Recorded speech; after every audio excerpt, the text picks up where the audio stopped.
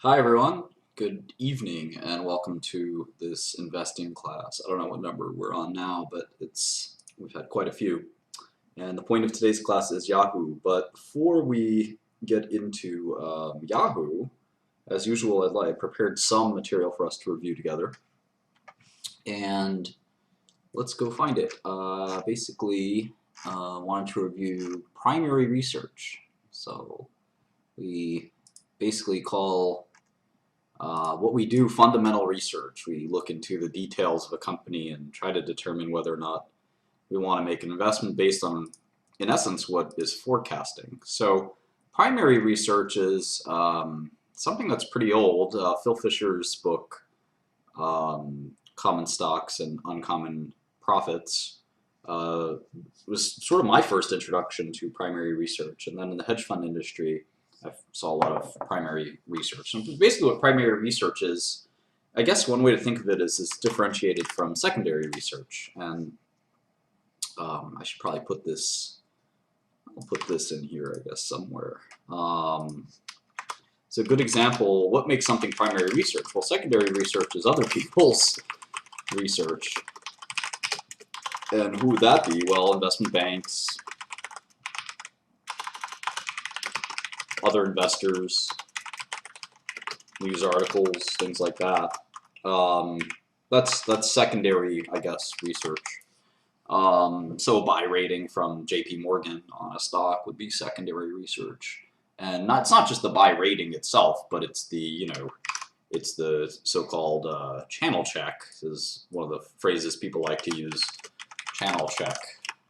If you're not familiar with that term, I'd start to become familiar with it. I should probably throw that in here somewhere. And there's a lot of different names for this. We sometimes we'll say channel check, channel checks, due diligence, things like that. And basically, all it really means is interviewing people. It means talking to people, and those people can be inside of the company or outside of the company. And so, if they're inside of the company, there's a lot of rules in place. I'll give you an example. So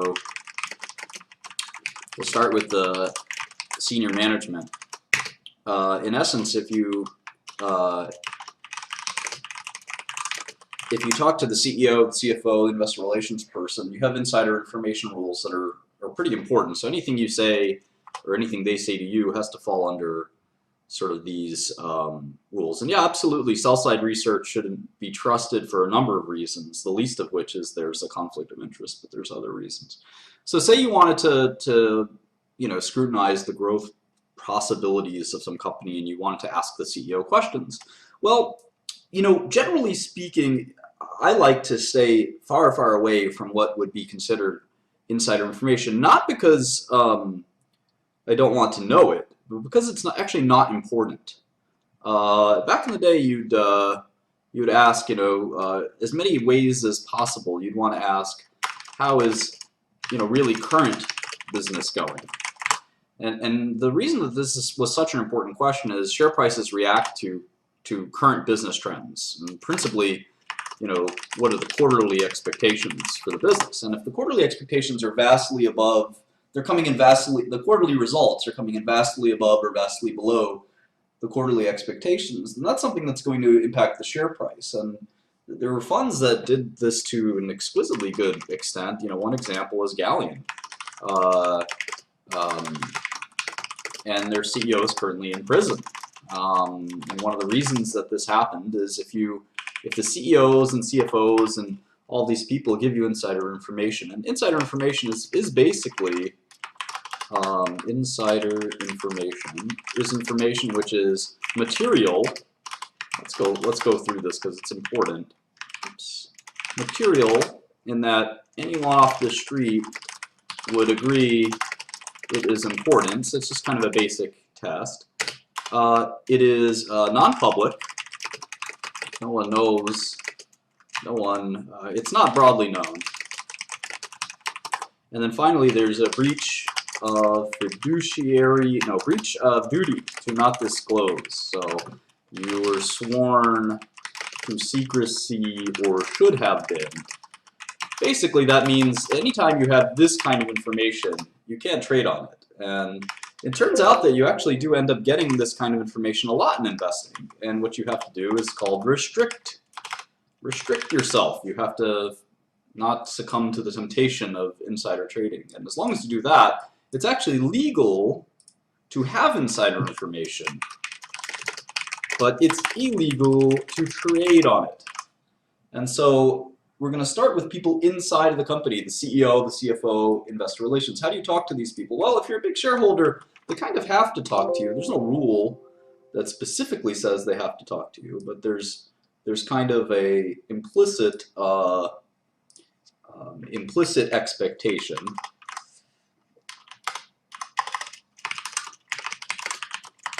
Implicit expectation that they will talk to current and prospective shareholders. Now, what's interesting is you can be short the stock, and what happens when you're short is kind of unique. You can imagine being short a stock and talking to the CEO and saying, the CEO may ask you, well, are you a shareholder of our company? And I don't know what you say. You say, well, not only am I not a shareholder, but I'm also short your stock. That's something that might cause the CEO to hang up on you. If you're a good CEO, you might say, well, why are you short? This is why I think it's not a short, or perhaps you'd even say, well, you know, we're a good company, but perhaps our stock is overvalued. And that does happen sometimes. So anyway, when you talk to the CEO, CFO, or IR, I typically don't like to ask about the current business. One is because it really makes it uncomfortable conversation. You know, and this is obviously one of the reasons. The current business trends are supposed to be a secret until everyone knows them at the same time. That's quarterly. Those are the quarterly results or the monthly results, etc. And getting access to them before anyone else has access to them is kind of a dangerous thing to do. So I like to focus on long-term expectations because they're actually more important. As we've seen in many of our models, the near-term results of a company are less important than the long-term results of the company. Now, having said that, short-term results can be very indicative of long-term results. You know, a company has to have bad short-term results before they have bad long-term results. But even having bad short-term results could be just a pause in business or something like that. It may not necessarily presage the end of the company. In any event, talking to people inside of the company is generally not thought to be channel checks. That's generally thought to sort of fall into the category of due diligence. Due diligence is just sort of, you know, one of these things that, you know, I guess you could say is sort of like sanctioned research. Channel checking is sort of a little unsanctioned. The way you do that, again, it's sort of as old as the day is long, but it's talking to people outside of the company, or outside, or at least outside the company's senior management, without their senior management's knowledge. And so this includes people like salespeople at the company. And this is a pretty good way to get insider information. I think it's very dangerous, and you don't want to necessarily do it. You know, if you talk to someone who's a top salesperson at a top salesperson, say, at a drug company, they will actually know, they'll often know the quarterly trends for the whole company. And you don't want that information. Because generally speaking, if you trade on insider information, you will be caught, and not only is it unethical, but you will be caught, and you will have big problems. So, and it's not that important. You want to know about the long term, and if you do get to talk to a top salesperson, it's better to ask questions like, do you think that this product will sell, I don't know, 500 million or 1 billion eventually? What do you think the reasons for and against are? That's a kind of a better question. Something like, in your past experience in pharma, how does the culture of this company compare? Things like that. Now, those are easier questions than something scary like, well, tell me exactly, is this a good quarter? Or was April or was March a good month for company X? That's not, that's not, a good thing. And of course, long-term projections are not easy to solve for anyone, but I think that asking some of these questions will give you clues. And remember, we're not always trying to be 100% accurate. No one can be that accurate.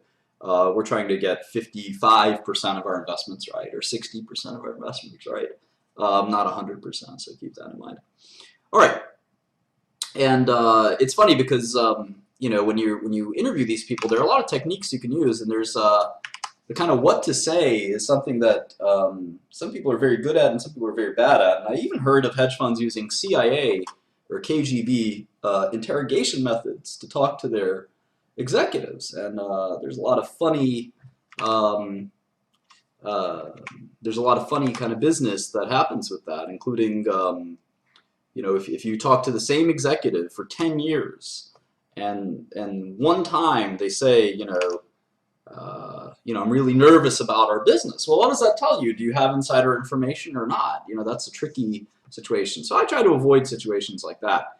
I care about long-term business trends. But if you're in technology, the thing about technology is this really, it's kind of hard. It's kind of hard to make these investments without asking these kinds of questions. So it's just something to keep in mind.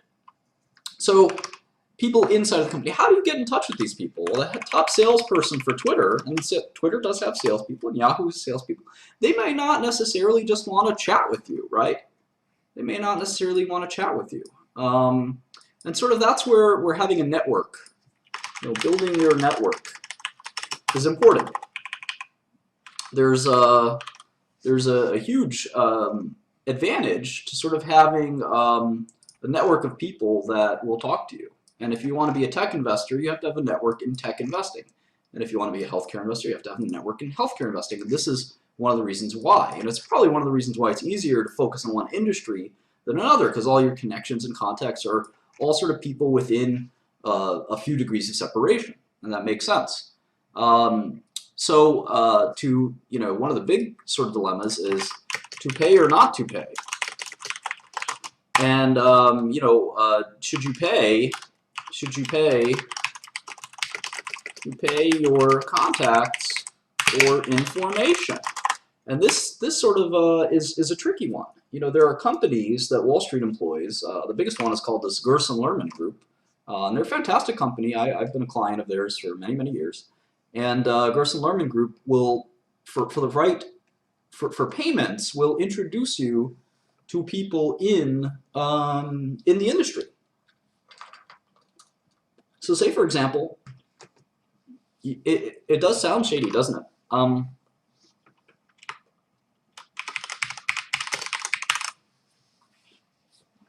So say, for instance, you're doing research on a certain industry and you need some consultants to help you understand that industry.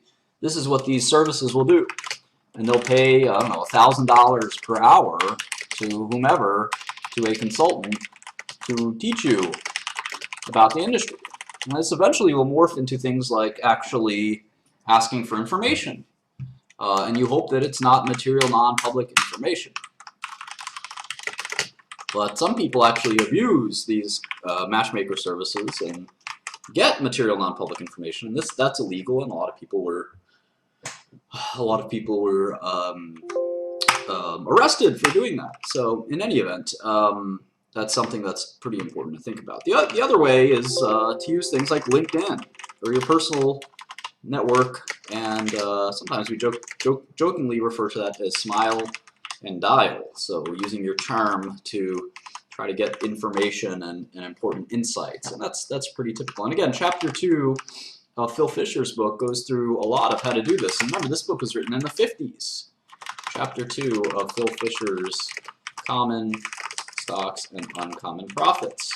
And this is one of the cooler parts of investing, because it's not very mathematical, it's not very technical, it's just simply being friendly and talking to people and building a network and having people that like you. I'm not very good at any of that. I'm just kidding, but that's something that is crucial. So obviously, there's all kinds of people that you can talk to. You can talk to current employees, former employees, Let's see, competitors. So let's do an example. Let's say I want to make. Let's take a look. Let's take a look. Let's take a look. How do I do this? It's amazing, huh?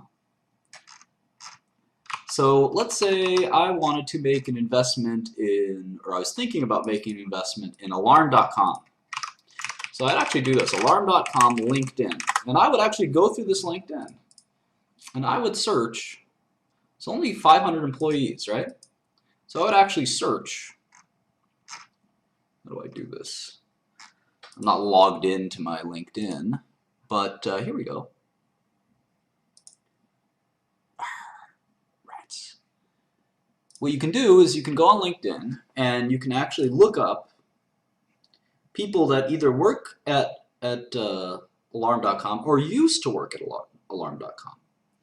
And you can take a look and say, well, maybe this person will connect with me. Maybe this person will connect with me and talk to me about the prospects for alarm.com. Now, why would they do that? Well, sometimes, like I said, maybe you offer them some cash to discuss it with you.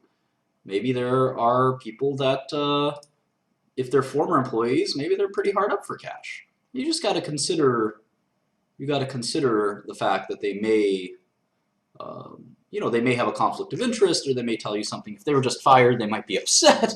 This person is the chairman of alarm.com. He's not going to talk to you most likely unless you're a large investor or something like that.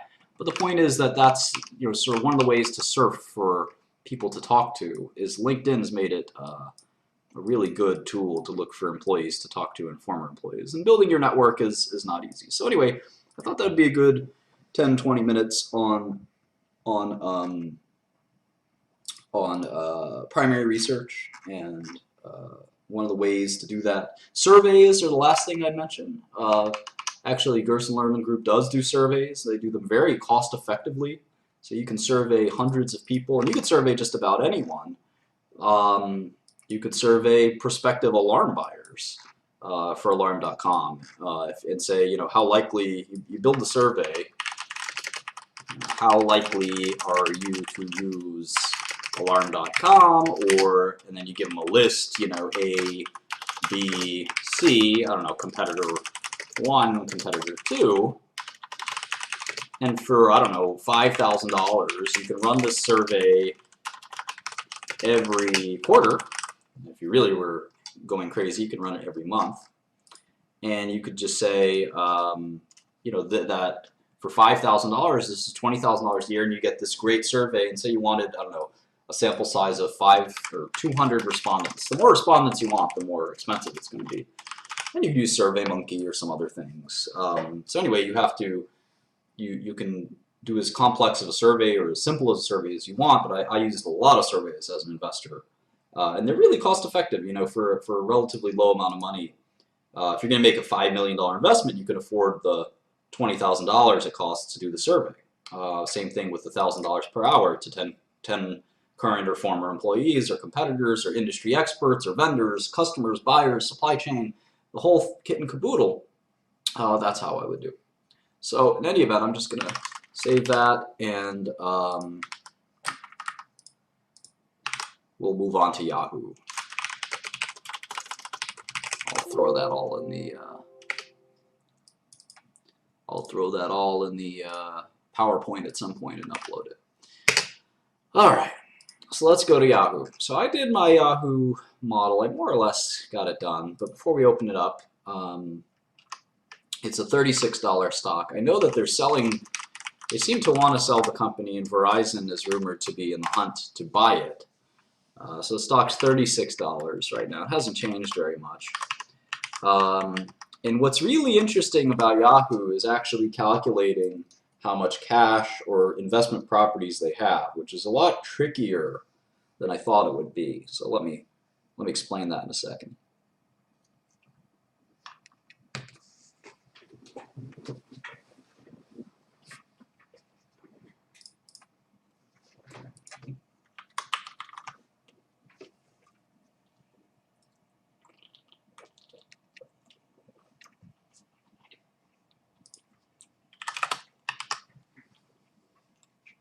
Okay, so what was astonishing, and I have about 10, let's see, 1, 2, 3, 4, 5, 6, 7, 8, 9, 10 Yahoo models that y'all emailed me. And the best Yahoo model will actually get $1,000 PayPal, PayPal tonight from your none other, and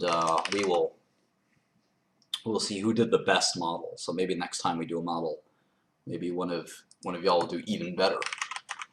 All right. So I bet that none of you got this right. I bet that none of you got this right. The thing, the sort of secret, I don't want to call it the secret, but one of the issues that I had with Yahoo is this little accounting thing that they did. And that's why, some of you guys, it's funny, have seen, have been watching the series, and some of you are very impatient. You say, okay, I know what a balance sheet is. Now let's move on to the next thing. I'm ready. I know everything about balance sheets. Oh, slow down, buddy. Maybe you don't. And this is a good example. Like I said, I think it's going to be 10 out of 10 people miss this on the balance sheet. And the trick is that some of these lines are trickier than you think. They're much trickier than you think. And here's why. So cash and equivalents here is $1.6 billion. Now I'm going to actually sort of blow this up so we really kind of get a picture of it. So liquid, let's just say sellable assets. So cash is sellable, right? Cash is cash. Cash is pretty simple. So cash is 1631,911. So that's $1.6 billion, right? So cash is cash. That makes sense. Short-term marketable securities. Short-term marketable securities. That's probably what, debt that will mature within 1 year, and that's $4,225,112,000. I'm just going to add it all up here. Something's up on my computer. Hang on. I just got this Excel 2016. It's already bugging on me. I'm going to tell Microsoft I'm the best Microsoft Excel user in the world. How dare you? How dare you? All right. Come on. You can do it, buddy. All right, well, that's sorting itself out using the enormous amount of processing speed that is required. I can tell you that accounts receivable is not a sellable asset, and there's some controversy as to whether or not it really is cash.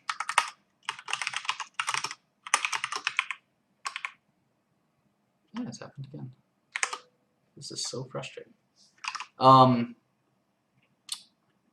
It's certainly not a sellable asset for our purposes. Prepaid expenses as well. I mean, these are things like Post-it notes are in here. So we don't need to do these two. So the current assets is done.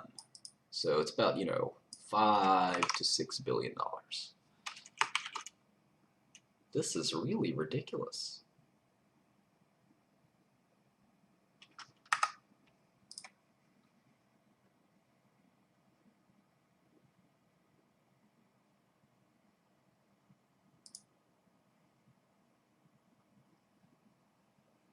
I have an Alienware, an i7. It should not be any issues. Let's see if there's a reason why this is happening.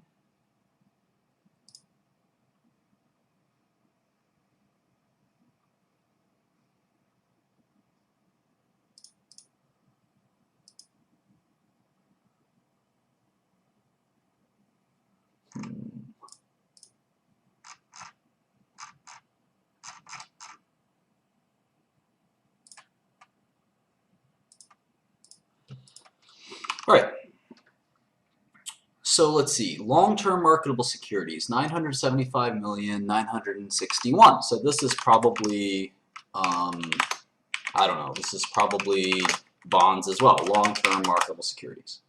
All right. So let me try the sum one more time. No, it flips out if I try to do a formula.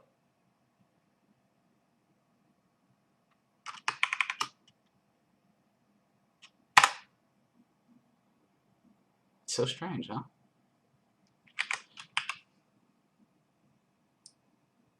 All right, we'll manage. Property, plant, and equipment.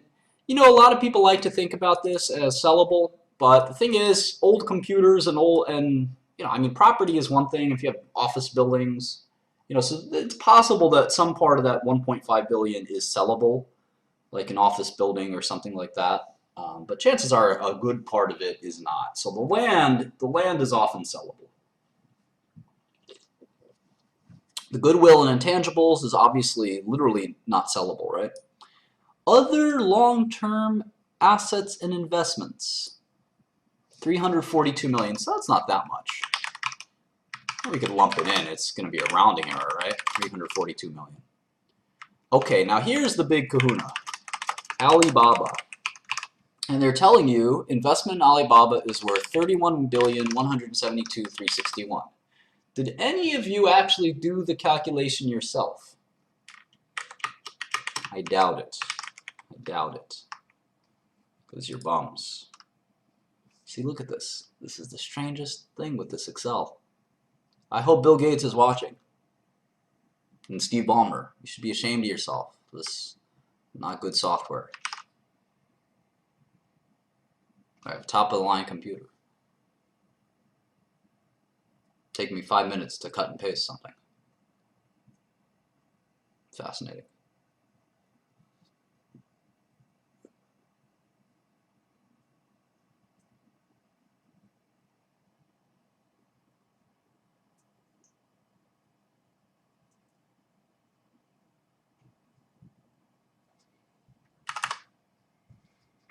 All right, while that's thinking, the next thing that they did is investments in equity interests. Now, what could that be? $2.5 billion, investments in equity interest. No, this is a fresh install.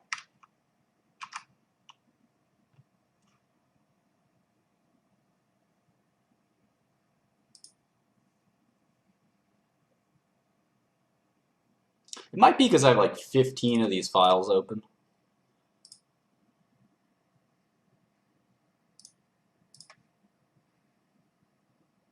Holy smokes. No, I don't think it's that.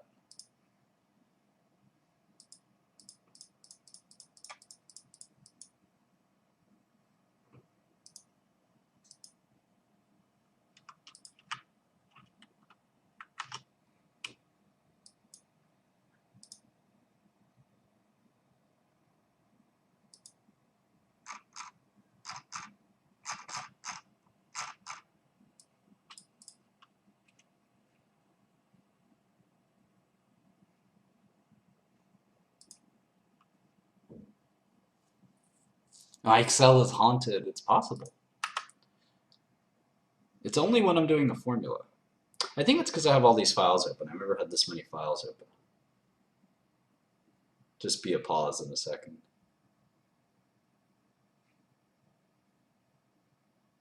Just be another minute. So the point I'm making is, let me close the file. Maybe that'll help.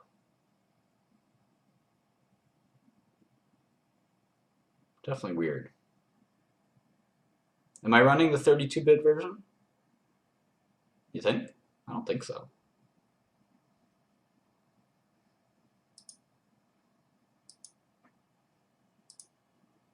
I did just have to reinstall everything. Daquan hacked my computer again.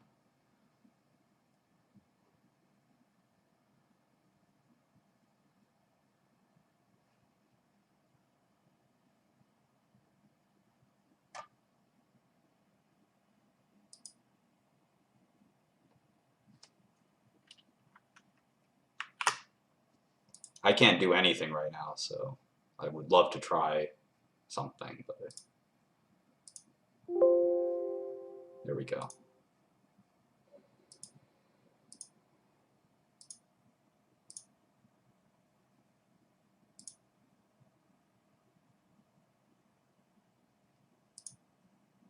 Come on.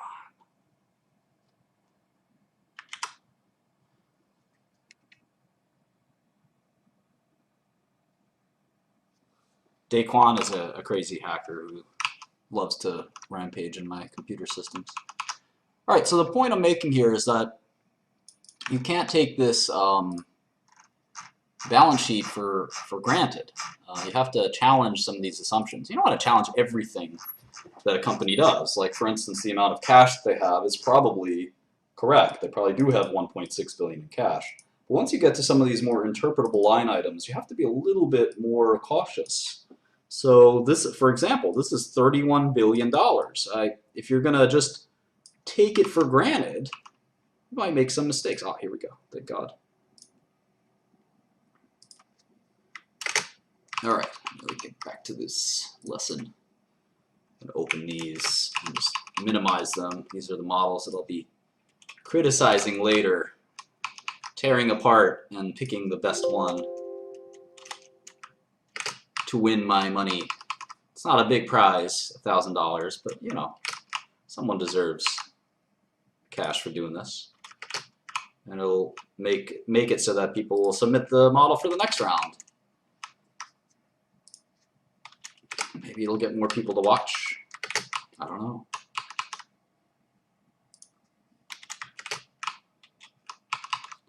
All right, so hopefully it won't crash too much this time.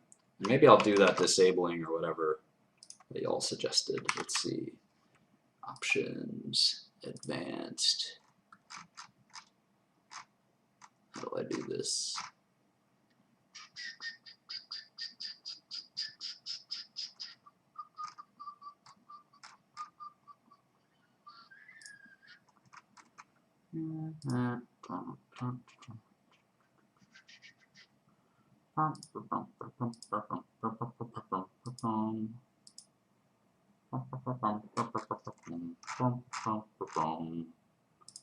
All right. Okay. So back where we left off, investment in equity interests, $2 billion. And so I sat here, and it's funny how these things kind of come up. I was sitting here saying, all right, I get it. Yahoo isn't worth a lot, because if you add it all up, this is roughly $40 billion. But and if you look at the market cap, that's $34 billion, and if you look at the debt, that's $13 billion, right? 13,845. So that means that the net cash is about $27 billion. The market cap is $34 billion. But as I sat there and thought about it, I realized that there was a mistake, that the balance sheet of Yahoo has a quote-unquote mistake. And I did all the math myself. I said, okay, I don't trust that this 31 billion is necessarily 31 billion. And I want to do my own analysis of it. And so I went ahead and I went to Alibaba and I went to their 10K and I looked for Yahoo's holding in Alibaba, and I looked at Alibaba's market price. I looked at Alibaba's filings, and I got pretty comfortable that, you know, the holding is worth something like $31 billion, more or less. But then I went to the second one, and I found something fascinating. The investment in equity interest is not actually an investment in equity interest. All this is Yahoo Japan. All this is Yahoo Japan. And you'll find this is a frequent thing in SEC filings where they'll say investment in affiliate or something like that, but it really is an investment in this is a specific thing. They're calling it something else. They should just say investment in Yahoo Japan, but it really is, that's what it is. So I went ahead and I said, all right, well, is that worth $2.5 billion? And sometimes people call this stress testing or, you know, verifying or something like that. But I said, all right, well, Yahoo Japan, what is that worth? And it turns out that they own 36% of Yahoo Japan. And Yahoo Japan is worth $23 billion. In fact, if you look at Yahoo Japan's market cap, it's one of the biggest tech companies in the world. It's worth $23 billion, and you don't even need an Excel to know that 35% of $23 billion is $8 billion. not 2.5 billion. And Yahoo is carrying, in other words, they're marking this investment probably at cost. And the investment has quadrupled in value almost, 3.5 times. So it's really worth 8 billion. It's really worth 8 billion, not 2.5 billion. And if you do that math, you'll see that their actual cash is really 46 billion. 46 billion. So they own 35% of Yahoo Japan. But they're marking it as if it was worth 2.5 billion. So they're missing $6 billion, roughly $5.7 billion. So if you add that in, the enterprise value of Yahoo is pretty close to zero. It's $1.7 billion. And this is sort of a holding company, right? They have all these pieces. The biggest piece is Alibaba. The next piece is Yahoo Japan. And Yahoo Japan is they're marking it $6 billion less than what it's truly worth. And they can do that under accounting rules. And it's your job as an investor to say, is that 2 billion really 2 billion? Or is it actually 8 billion? And it is 8 billion.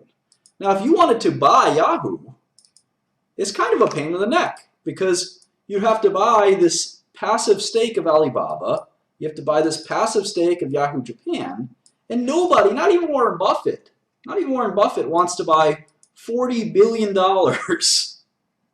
I mean, this stuff is easy to liquidate, right? This is $7 billion of basically cash.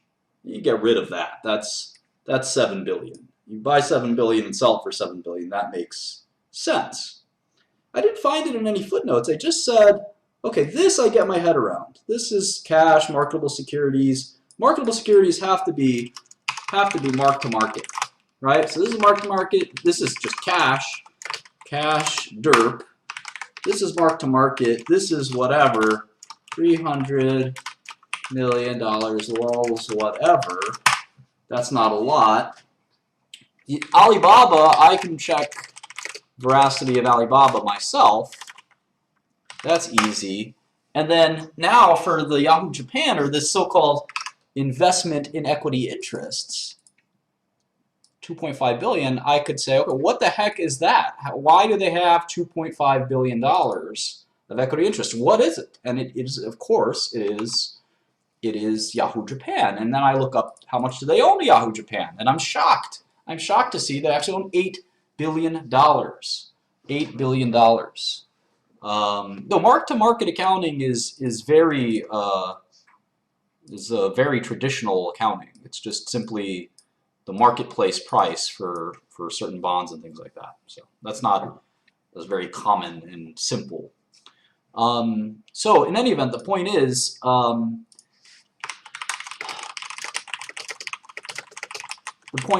that it understated it tremendously. And again, here I'm telling you that there's $40 billion, $39 billion of what are ultimately illiquid stakes.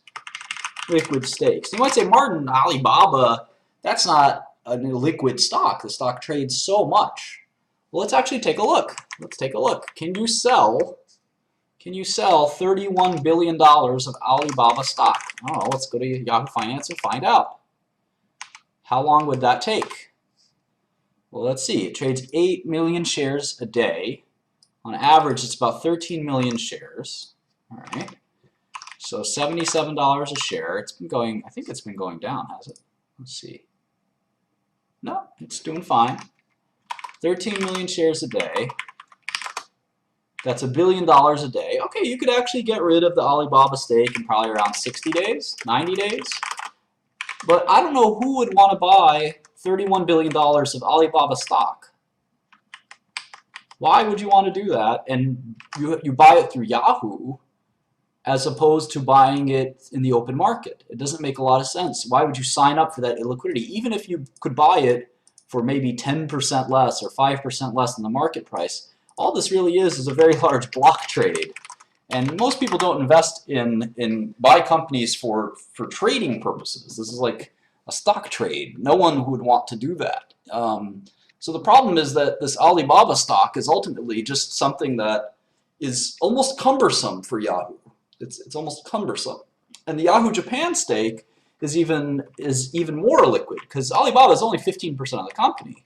For Yahoo Japan, it's literally 36% of the company. And you can't just sell 36% of the company. It's very illiquid, and nor is that of any strategic value to anyone. The only possible company is SoftBank that could buy it, but even SoftBank, I'm not sure they want to do this. I mean, Goldman Sachs, I mean, who would want $40 billion of illiquid tech stocks?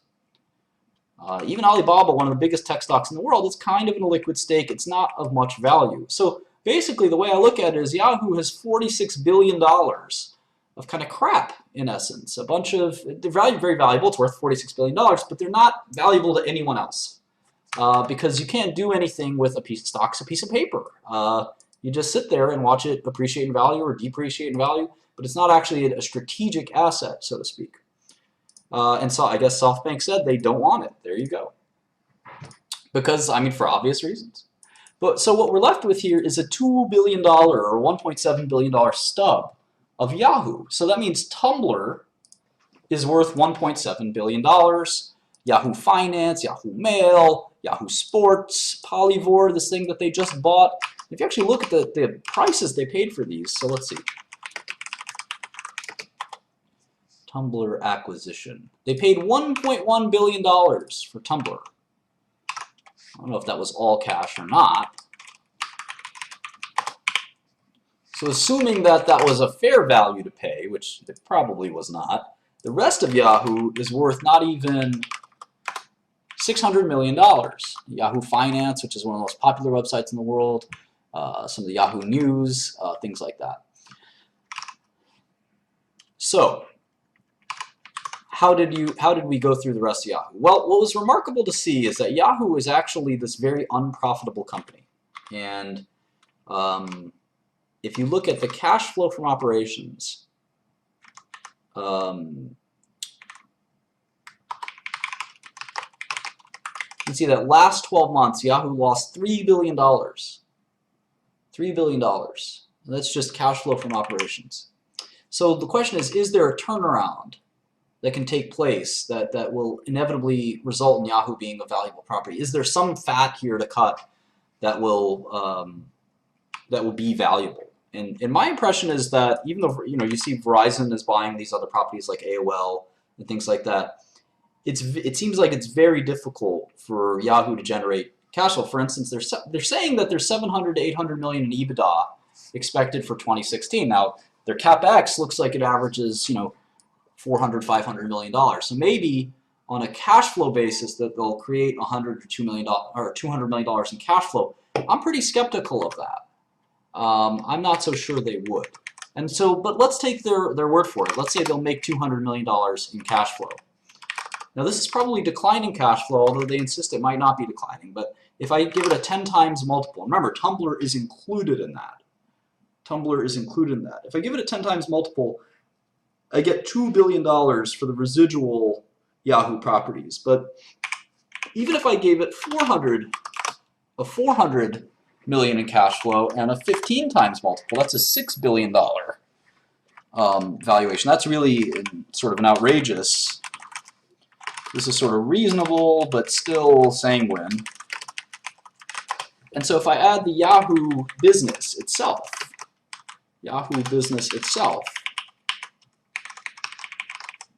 so here are the sellable assets, and here's the Yahoo business. The sellable assets are worth $46 billion. The Yahoo business, let's say it's worth $6 billion, because we want to be super friendly to Yahoo. $6 billion. So the total value of Yahoo, and this is a really sanguine forecast. I don't think they're, I mean, last year they lost $3 billion trying to run Yahoo, to $3 billion trying to run Yahoo. They went from making 800 to making 500 to losing 3 billion. And I don't know how exactly that happened, but it happened. So let's assume that the business is worth $6 billion.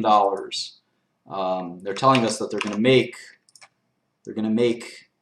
something like 100 million bucks next year in 2016.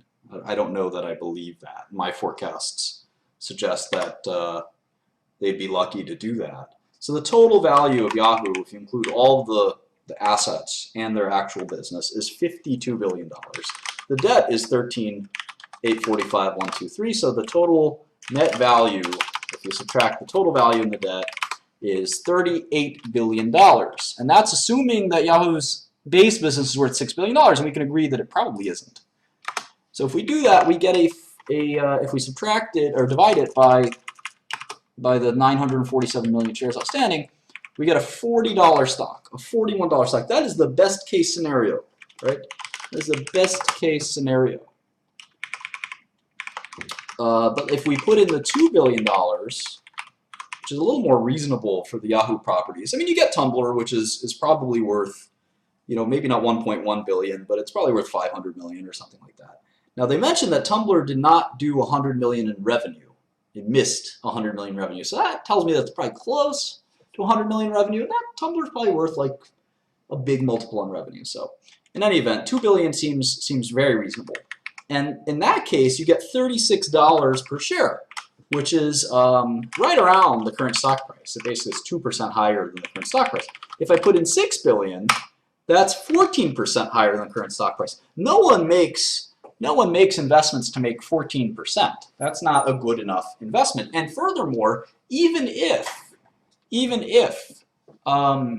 this 6 billion number is right, why would you make this investment? Because sure, they can sell the rest of the business for 6 billion, but you still, all you own at that point is you own, instead of 1.6 billion in cash, you own 7.6 billion in cash, right? And you don't have the business anymore. So you can just imagine this goes to 0 and this goes to 7.6. That's nice. But what about these stakes? They need to hire an investment bank, right? Like Goldman Sachs to sell the Alibaba stake. But they've thought about that. They've tried that. They have thought about that really hard, and it's a tough thing to do for tax reasons. And any time, if you know anything about Wall Street or anything about life, you know that if you try to sell 15% of something, and then you try to sell 36% of something, you're not going to get the same price as if you're going to try to sell 1% of that thing. It's easier to smell a tiny bit of it than to sell the entire enchilada, because ultimately, a buyer is going to say, well, if I'm going to take down the whole stake, I'm going to need a nice discount. I want a discount to the current price. And that means if you look at these current mark-to-market prices, you probably have to take a small discount to them. They're liquid stocks, but they're not that liquid. And because a buyer who's going to buy them, maybe in the hopes of selling them later or just trading them very quickly, it's going to need some kind of discount to take advantage of that. Even a bank like Goldman Sachs would want a 5% discount or something like that. So ultimately, Yahoo is sort of a waste of time. I spent some time looking at these other things. Like they bought this company called Polyvore, and I think this is really fascinating. They paid $200 million to buy this company. And it's not really clear to me why they did it. Imagine it was Melissa Meyer's friend or something. But it's sort of this fashion website. In addition to natural integrations with Yahoo Style and Yahoo Beauty. The problem I had with this is that they have these 4 verticals: news, sports, finance, and lifestyle. So I guess this falls under lifestyle. But they didn't tell us anything about the financials of Polyvore. Let's take a look.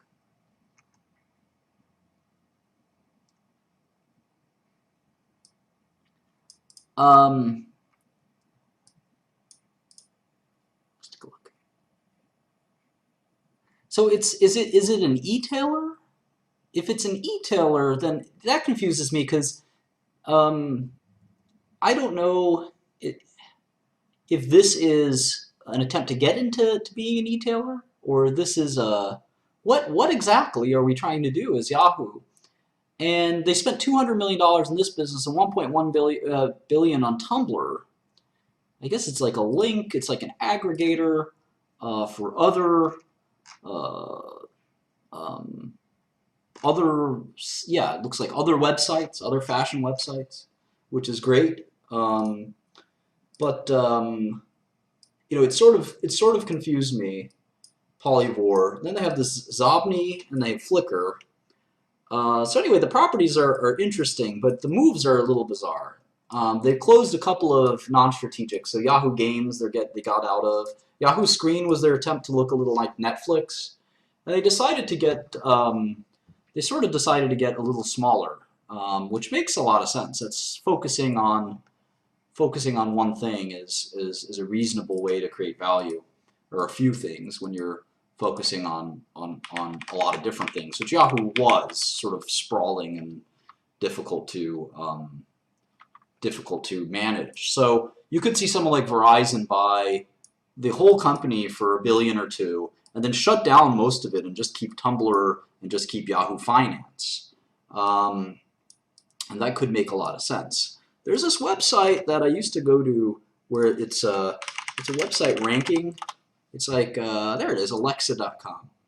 So if you look at Alexa.com, you can see that Yahoo's the fifth largest website. Okay, so Google and YouTube are number 1 and 2. And these businesses are worth a lot. Facebook's worth a lot. Baidu is number 4, and Baidu is worth $50 billion. Okay, $50 billion. And here's Yahoo at number 5. Amazon is number 6, and it's worth $200 billion. So Yahoo's still number 5, and maybe that's because of Yahoo Finance. Maybe that's because of Yahoo News. But all of these, here's Twitter at number 10, and Twitter's, even lowly Twitter is worth $11 billion. So it would seem to a value investor that $2 billion for Yahoo is a really low number for what it is and what it could be.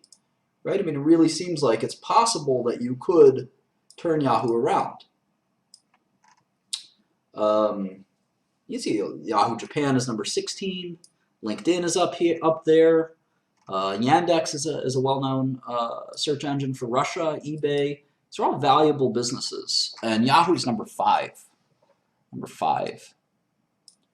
So it really is telling that there's a chance that maybe these properties are worth a lot more than you think. But even if it were worth $6 billion, again, you don't get much of a pop in the stock. And it's hard to see anyone paying $6 billion signing up to really lose all this money and potentially only make $100 million free cash flow. Well, that's not worth $6 billion. I mean, that's 60 times cash flow. That's hard to fathom.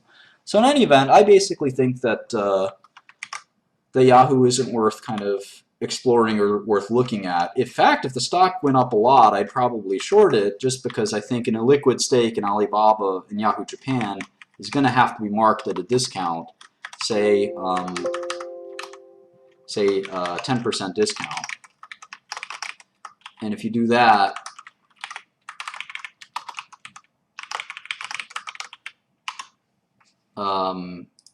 you're definitely looking at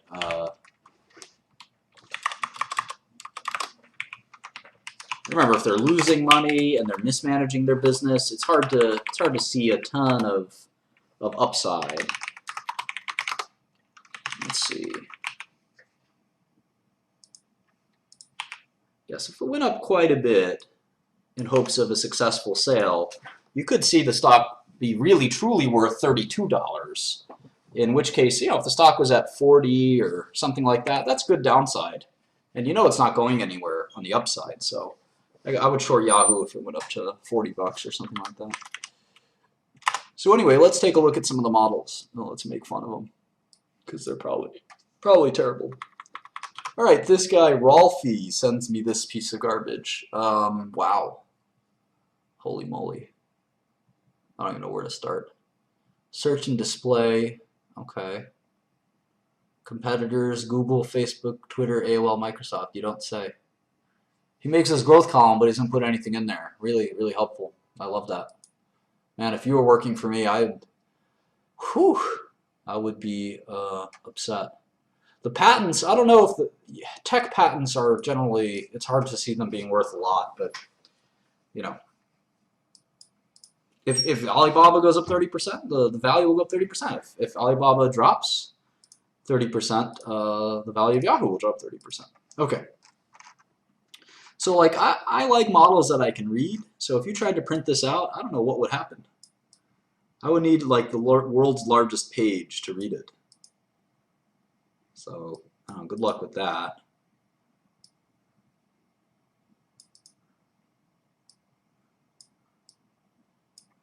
Huh? I'm just conclusions overvalued. The share price of 8? Well, even if you think Yahoo's worthless, just the Alibaba stock is worth $30 billion, and he didn't put that in here. In fact, I don't see anything about the Alibaba assets. This guy totally misses the beat. He does all this work on I'm not sure what exactly. Jesus Christ, I feel bad for this guy. He has a market model. I don't know what this is. Global ad revenue. Okay. Polyvore. What have I not researched? Their investment in Alibaba. Great, dude.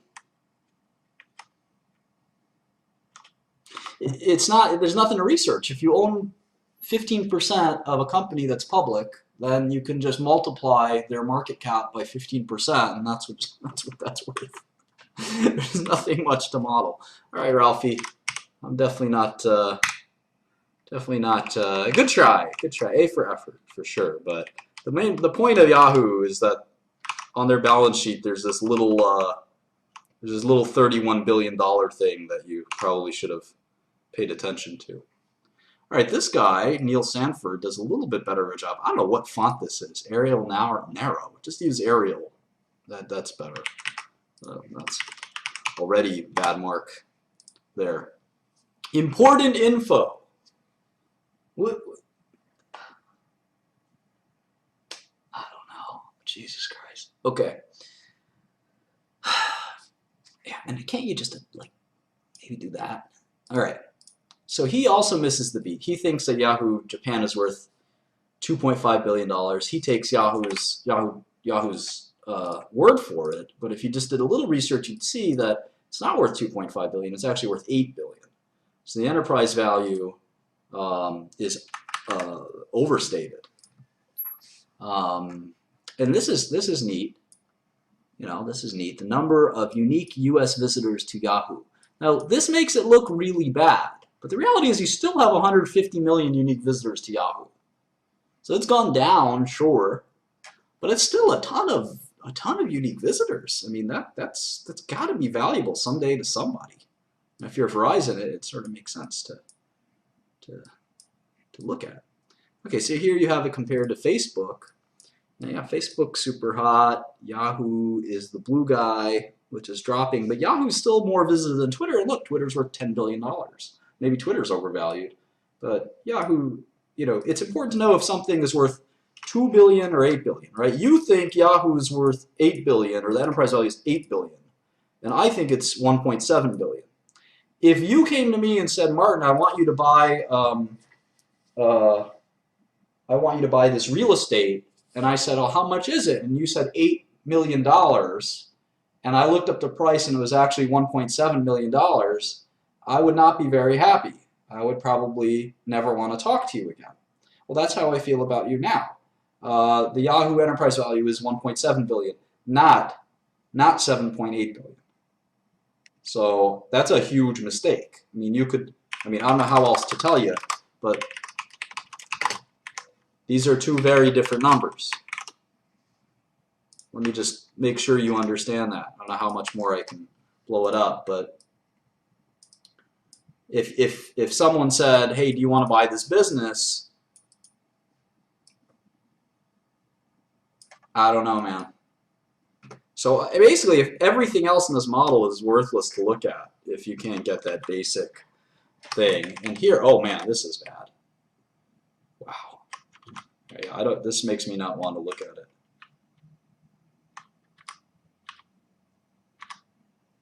Ugly. All right, Neil Sanford. All right, so let me just make a list. Who was the first guy? Rolf? Who was the guy's name? Does anyone remember? The first one we looked at? I'll give Neil a C-. He's It's Rolfie, right? Rolfie? Rolfie gets an F. Because he didn't even add the Alibaba. That was terrible. Basically, and not an F. In fact, he gets trash.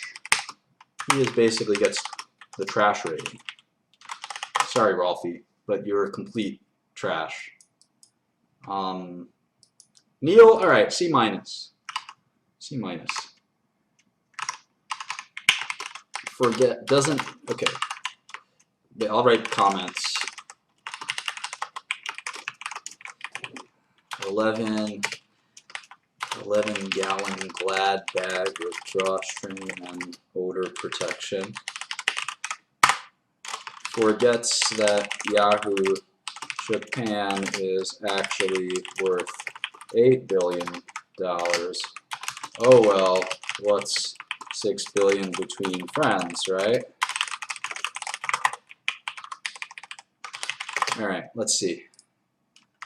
Oh, and terrible font. What is Arial narrow? All right. Yeah, no, he's just trash. It's not worth my time to review. All right, Michael Flanagan steps up to the plate. Let's see here. Let's see here. All right, he also makes the mistake. He just trusts Yahoo's number and doesn't realize that there's an extra 6 billion up in there. He actually does seems to try to do the analysis of double checking Alibaba. The problem is that Alibaba is worth 193 billion, not 129 billion. And this is a classic mistake. Don't use Yahoo Finance for market caps, especially for international companies. Double check the market cap, or Google Finance, or anything for that matter. That was a huge mistake. Huge mistake. All right, let's see. At least the guy, you give him some points for using Arial. But Yahoo Japan mistake, fail, epic fail trying to value Alibaba stake. Pity points for correct formatting. I haven't even seen the model page yet, so maybe I should reserve judgment. Okay, this isn't the end of the world. This isn't easier on the eyes, but he doesn't include which ones are estimates and which ones are actuals. No estimate actual divider.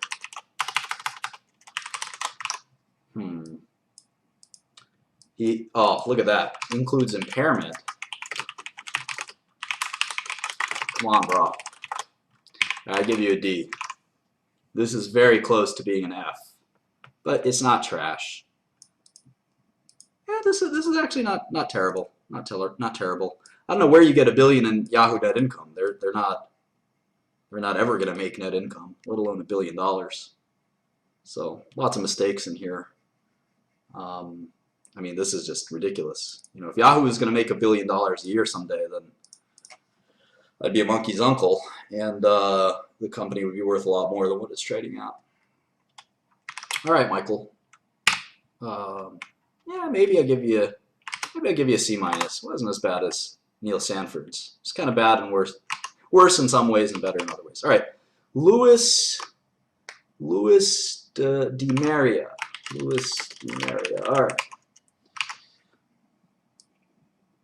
All right. First of all, it's not zoom. It's 80% zoom.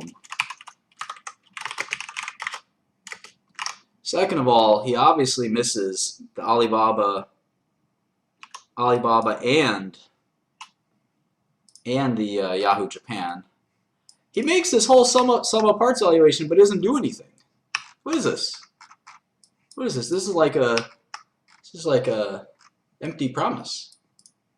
Oh, here's my sum of parts valuation. This is a fucking empty piece of paper. Wow. Oh. Alibaba post-tax, investments post-tax. I guess he tries to do it here. Essentially, the only value of Alibaba is its investment into other companies now. Good, but you missed the point of, you didn't even bother to look into what this $1.6 billion investment was.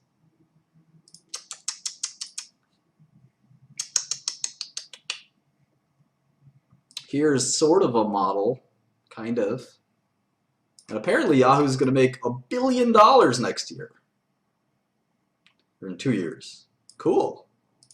That's great. What the fuck?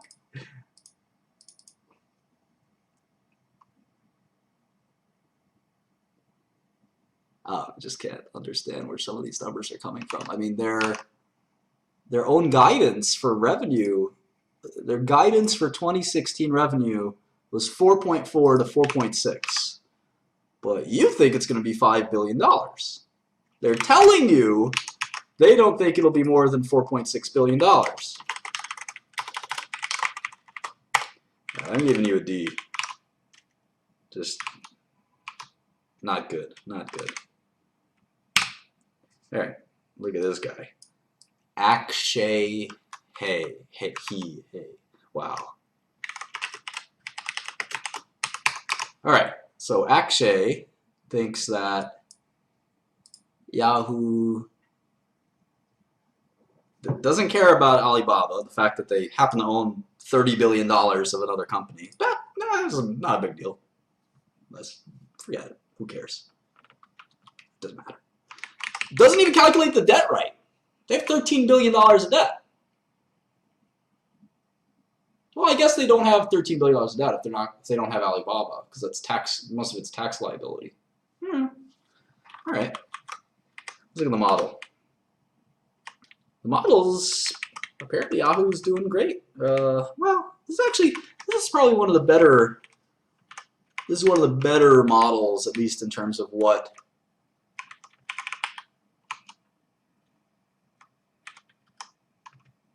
I spoke too soon.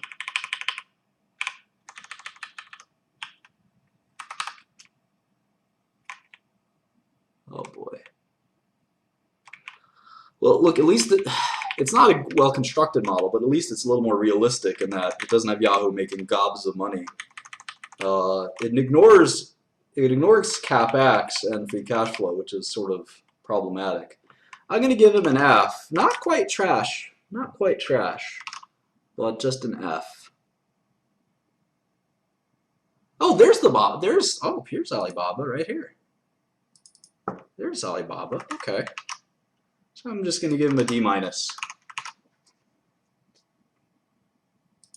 The core NPV is $6 billion. That's roughly what we were talking about, right? The higher end. And look, he actually adds up how many shares that of Alibaba that they own. So that's pretty good. Then he adds them all up. That's not bad. That's not that bad. I'm going to give you a D+. This is Yahoo Japan. LOL forecasting. All right. All right, Akshay. Good try for sure. All right. Steven Strohmeyer.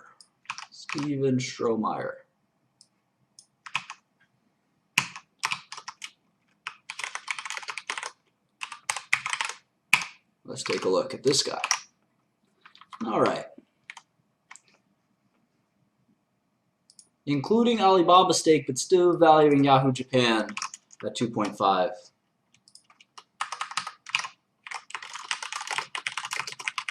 I like how he copies and pastes the all of the management teams. That's kind of funny. All right. What is this? Main site. Okay, yes, it's yahoo.com, right? IR site, that's not that bad. 10K. Business notes. These are, okay, modeling and opinion. All right. Unique. General opinion, short-term buy. Okay. All right. Way to go. NPV. Oh my God. Look at this. He's taking the value of cash flow from 2010 to 20 forever. But that cash flow is already gone. When you forecast cash flow, it's future cash flow, not past cash flow. I would love to forecast my past cash flow. Jesus Christ. Oh man.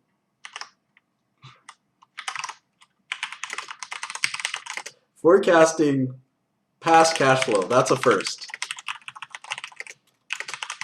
I think my cat could do a better model than that. I'm supposed to be getting delivery of my cat tonight. He gets the net cash all wrong because the Yahoo Japan thing. The forecasts, he's just taking a guess. You know, he's got 3% growth. It's all good. Then all of a sudden it's going to drop 3% a year. Nobody knows why. It is what it is. These costs, he's doing his best guess. I guess that's fine. He's got almost no operating income, which is about right. But now he's got equity income. Well, that doesn't make sense to me. Because unless they're not paying you a dividend and you're including it in here. So I don't know about that. All right, dude, I'm giving you a D minus. Pretty bad. Pretty bad. All right. Got a couple more left. Thought I had 10. I might have deleted one by accident. No, I did 6, so there's 4 left. That makes sense. I can't believe one of you guys is going to get anything. All right, Quinlan Liang. All right, Quinn just goes ham here and says that, I mean, this is really amazing. $6 billion in cash, $1 billion in debt. Nobody cares about Alibaba.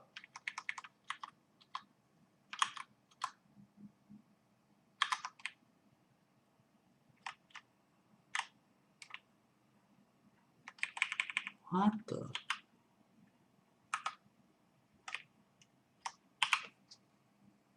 Oh my God! His NPV is a sum. It's actually the sum of cash flows. So it's not a discounted cash flow. It's just a summed cash flow.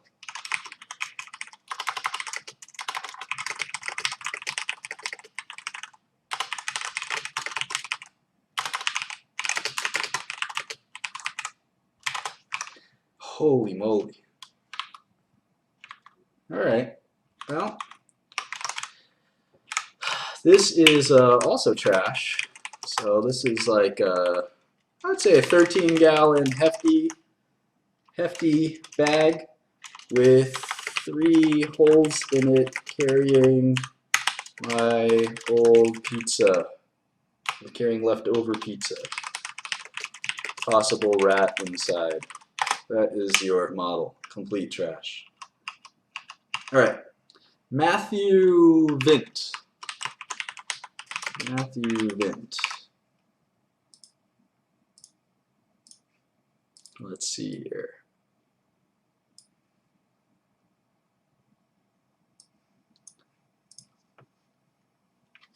No force flex either. Yeah, I agree.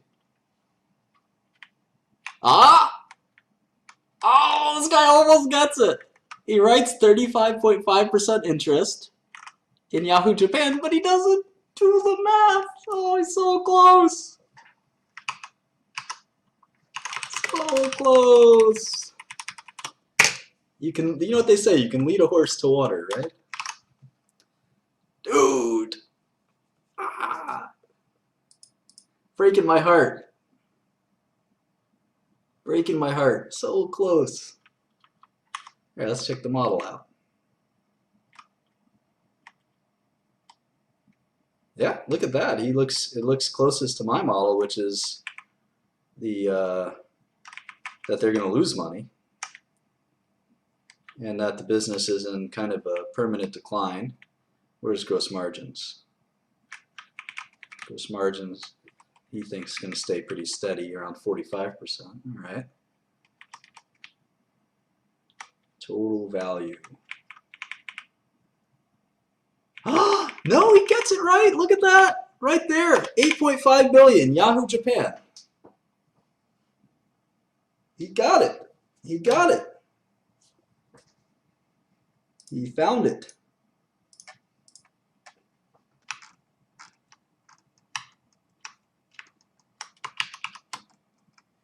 Yahoo Japan. Look at that. Liquidity premium. This guy's good. So he gets the total value of $35. And look, he adds it all up. He takes the core business is worth $1 billion. Sounds right. The Alibaba stakes were $23 billion. I don't know about that. Ooh, he's using the marked stake. He's using the marked stake. And he shouldn't be using the marked stake. He should be using the 8 billion stake. And yeah, you know, either way, tiny error there, but I'm giving this guy an A minus.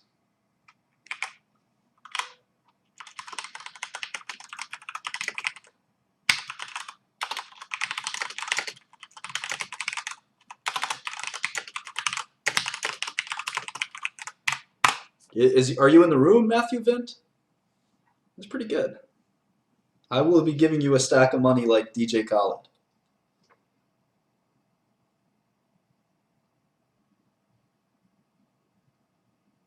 I mean, look, the market price for Yahoo Japan is pretty clear. You just look up Yahoo Japan stock price, and it's a lot higher than what they're marking it at. That's like, I mean, you can't say that something is worth 25% of what it's trading for when it trades for that price every day for like 5 years. You can't say, well, you know, I know it's trading for $8, but I think it's worth $2. That doesn't make sense. It's worth $8. You could sell it for $8 right now. You might not be able to sell all of it for $8. Maybe some will be able to sell for $7, but come on. That doesn't make sense. Is he here? Is this man here, Matthew Ryan? Step forward, or Matthew Vint, excuse me. Matthew Vint. This is pretty good. Pretty good, I thought. You know, a couple cosmetic things, but you know, cosmetic things not that important. I'm surprised he includes the goodwill in here. That's kind of a rookie mistake. Why include goodwill? That's not a cash flow item.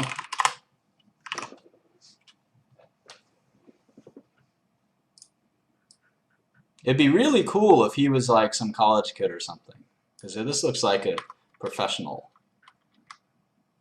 model. This guy really did a lot of research, huh? Very impressive. He gave up all of his, look at this, all these thoughts. What is Alibaba?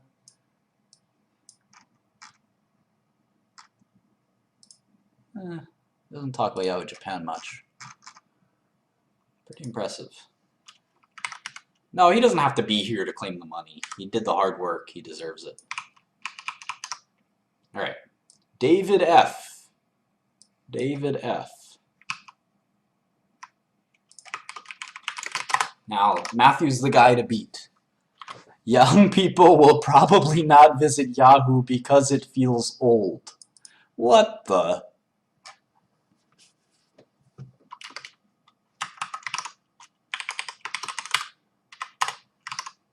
Come on. Come on. Come on. They want to get into esports, which, based on their press releases, which is a bad idea in my opinion. Okay. The company likes to invest. It's like this means it is. Learn English. Okay. Tumblr is growing nicely. They said they would try to focus on less things, which is nice because most of the site is terrible. Yes, I agree.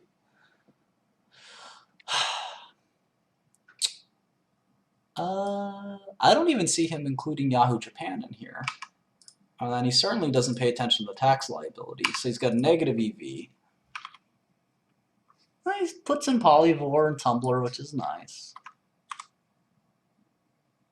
I'm not sure about the NPV part. Could you please talk about it some more? Well, when you try to calculate the value of something and you say you're not really sure how to calculate the value of something, you've got problems.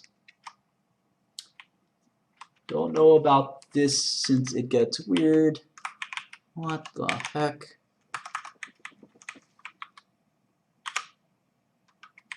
Well, you know, the general sense of it is fine. You know, he thinks the Yahoo-based business is not worth anything, which is probably true. And he adds the cash. The cash is off, no doubt. But, you know, it's not the worst in the world. Let's say Matthew's here. Where is he? Someone said I won something. There we go. Well, you certainly get to be the moderator. Congratulations. All right, so I'm going to give this guy an F, but it's not trash. It's not trash. All right, let's see here. LOI. All right. This guy. So Matthew, yeah, tell us about yourself. Are you willing to go on Blab real quick, or are you you want to stay? All right. You want to stay on chat only. Love to say hi face to face. I hope that's the real guy, exactly, right?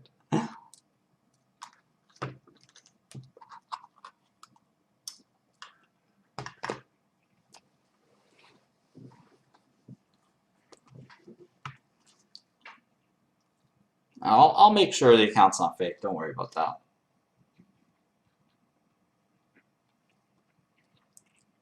All right, so this guy has no idea what the cash or debt of Yahoo is.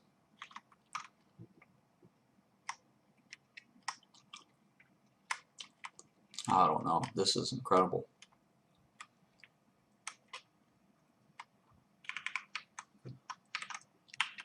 Okay, he sort of has the value. Ooh, look at that. He actually gets Yahoo Japan correctly. Got the cash, NPV. This is actually not terrible. This is not terrible at all. It's sloppy, but this actually gives Matthew a run for its money.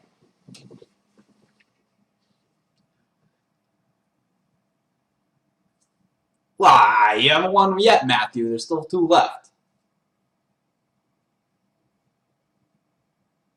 This is actually pretty good.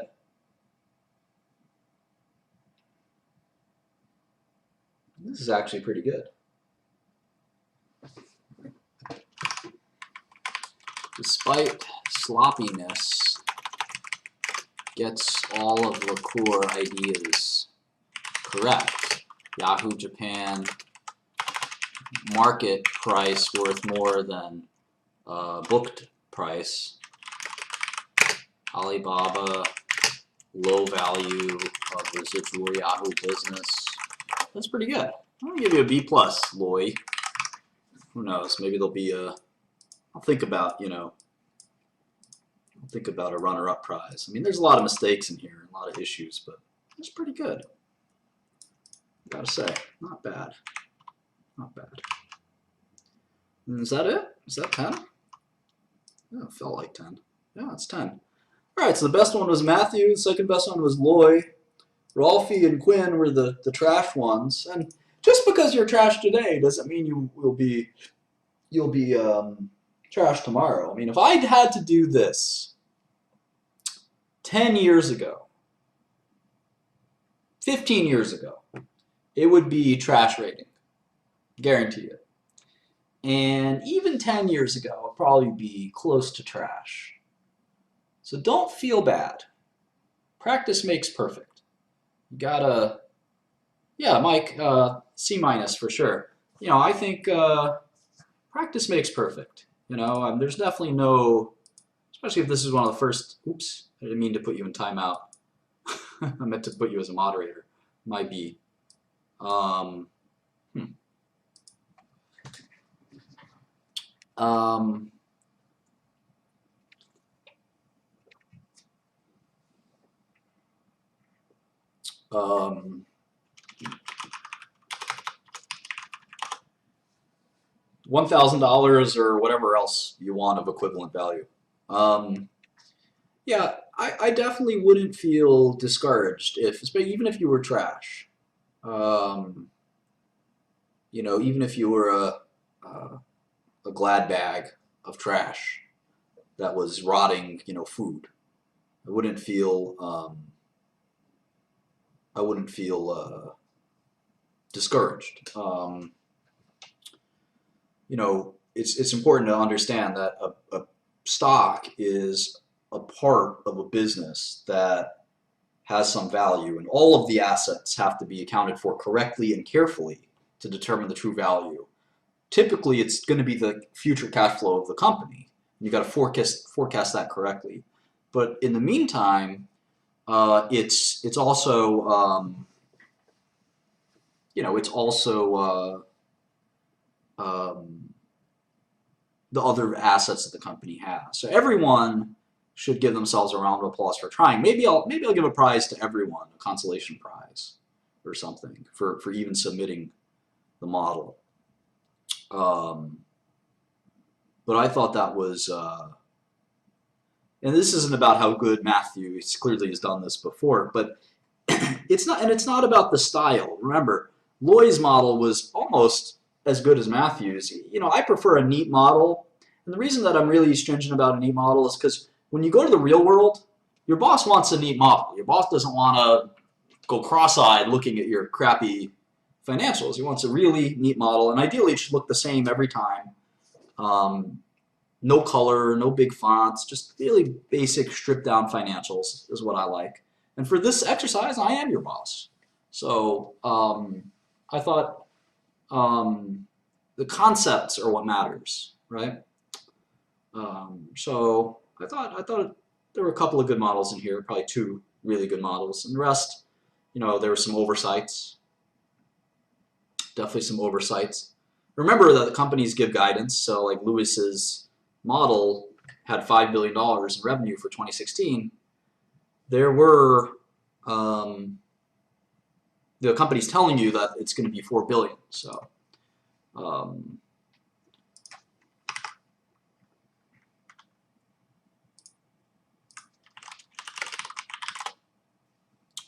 okay, so maybe for next time we'll do, what do you think, stamps.com? Let me start to do stamps.com. See if that's the one we want to look at.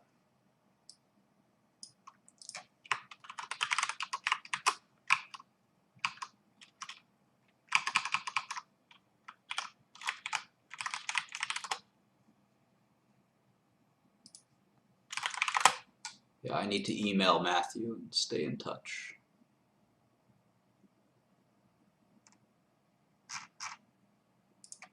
Yeah, you have to email me the model at shkrelimartin@gmail.com. All right, so stamps.com is $95 a share.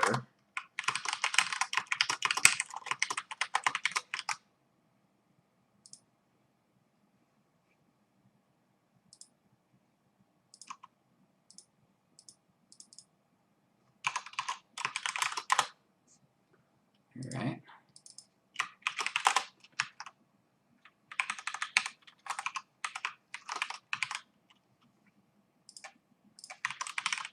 Yeah, it's earnings reporting season, isn't it? Well, the stock price doesn't make a difference, as we know. Go into the lessons, you know that it depends on the shares outstanding, and there probably have not many shares outstanding. There's 16.7 million shares outstanding. So that's about $1 billion, $1.5 billion company. Let's look at the financial statements. Yeah, not much cash. Some debt. Huh. Yeah, this is going to be a good one. This is definitely going to be a good one. So, stamps.com it is.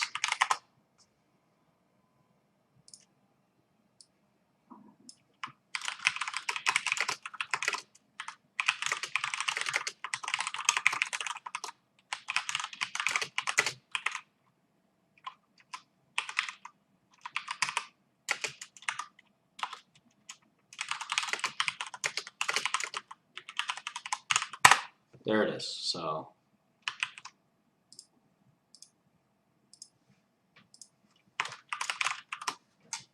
hopefully that's clear.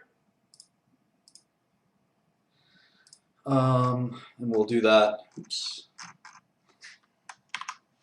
We'll do that for next week's session. Same time, same place. Hope you guys learned something. Stamps.com will prove to be pretty interesting. It's kind of a smaller company. So we've looked at most of the largest companies in tech, or at least in internet. I'll do this my own model. And of course I upload all of my models in the share drive. The links in the description box. So yeah, thank you for joining me. I'm going to do a blab real quick, so if you want to come in for Q&A, we'll do that. I'm going to stop recording now, so thanks for joining me, and we'll see you later.